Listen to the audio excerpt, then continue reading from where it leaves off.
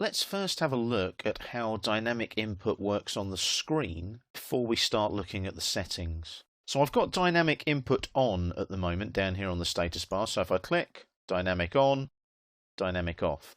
Now dynamic input is extremely useful and I never ever turn it off now. I use it constantly. If I go and select this line here, I get those grips like that. If I hover on that grip though, it tells me the length of that line. As you can see, it's 2.1213. If I hover over the mid snap there, nothing happens.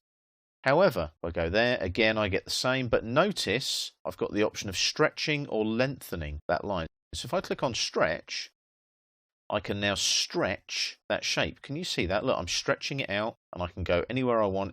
If I click there like that, I've stretched that end of that line using that grip. All because of the dynamic input. I'll just go back up here to the quick access toolbar and undo what I've just done. So I click there, hover over that grip, and I get a menu come up automatically, and I know the length of that line automatically. That's very, very useful to me because it tells me how long that line is in the drawing. I might need to shorten it or lengthen it, and I can also stretch and move that point around in the drawing. I might snap it to something else. So that's dynamic input on the screen. Now, other things that happen on the screen with dynamic input. Let's just hit escape there to deselect that line first of all. If I want to draw a line, I go up to the line command here, and if I hover there, dynamic input tells me that that's an endpoint snap. So I can click and I can drag down here, hover over here. Because object snaps are on, again, dynamic input tells me that's an endpoint. But look, 90 degrees, 2.1213, it gives me the distance and the angle as well. So I'll just click there and that's drawn my line. I'll press enter to finish. Now let's switch dynamic off and go to draw a line. I can still right click and repeat line, but I've got nothing now telling me what's going on.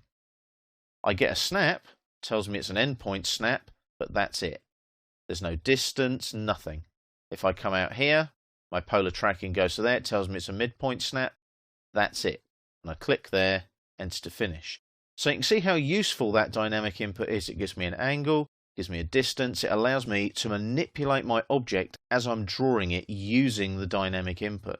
So the trick there is to make sure that dynamic is always on. So DYN is always on when you're drafting and drawing on the screen.